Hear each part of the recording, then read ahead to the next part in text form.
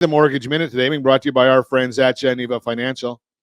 When you're ready for that next home loan, Geneva's got the programs and the products. You just need to make the call, 800-306-1990, 800-306-1990. And every day at this time, OBMMI. I'm sorry, the Mortgage Minute brought to you by our friends at Geneva Financial. When you're ready for that next home loan, again, talk to us. Geneva Financial, 800-306-1990. And every day at this time, OBMMI, they provide the most comprehensive, accurate, timely, and interactive analysis of pricing ever conducted in the mortgage industry. Calculated from actual locked rates with consumers across 35% of all mortgage transactions nationwide. They do not tell us points paid, points received, or the APR. They give us the number that you're going to put in the mortgage calculator to find out exactly what your monthly principal and interest payment would be. Again, if you don't have a mortgage calculator, ronismylender.com. ronismylender.com. Let's see what rates did yesterday. Conventional 30-year fixed, down 6.442. Jumbo 30-year fixed, up 6.915. FHA 30-year fixed, down 6.274.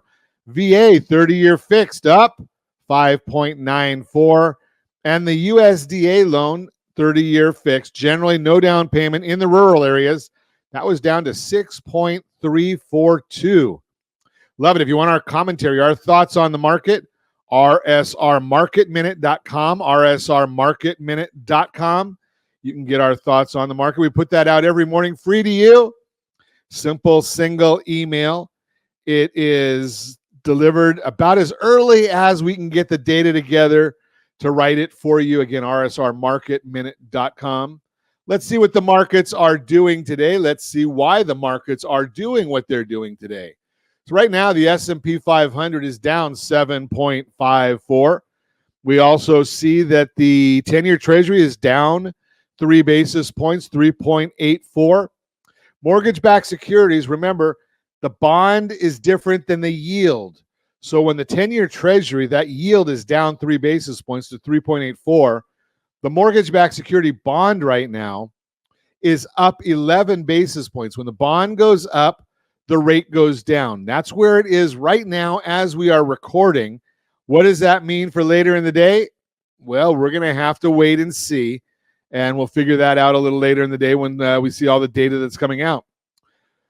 So 10-year Treasury, again, we talked to you about that. Looking at the charts, there's the ample room for the bonds to move higher, which is good, for yields to move lower, which is good in the coming week. But it will depend on Fed Chair Powell's commentary at the Jackson Hole Symposium.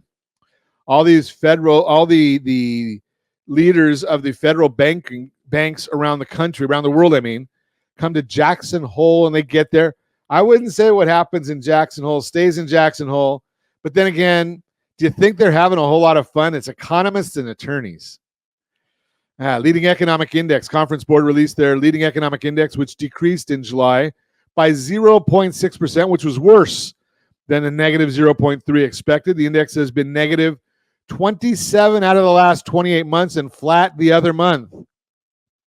While the LEI continued to trend down, the LEI's long-term growth has become less negative, pointing to a slow recovery.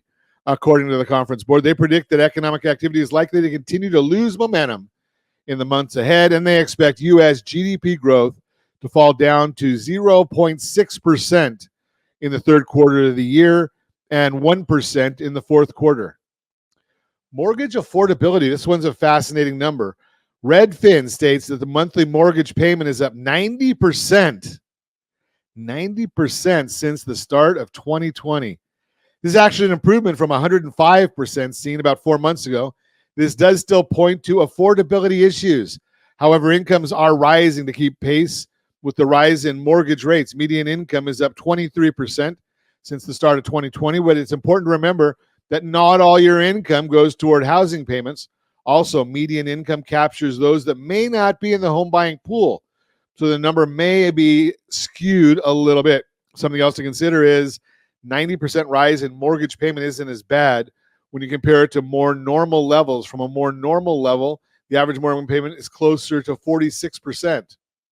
Bottom line, affordability has gotten worse, but it's not as bad as the media may claim. We'll be watching that. We also saw a report this morning that came out talking about homes that are valued over $1 million. That was a fascinating one. I kind of found that very interesting when I was looking at the chart here. 8.5%, 1 out of every 12 homes in the U.S. are now valued at $1 million or more. In 2014, it was under 2%. Under 2% of the homes. Now it's 8.5%. So if you're thinking about whether you should buy a home or not, maybe that answers the question for you.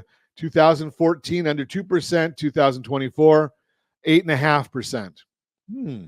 That's a Mortgage Minute brought to you by our friends at Geneva Financial. When you're ready for that next home loan, Geneva's got the programs and the products. You just need to make the call.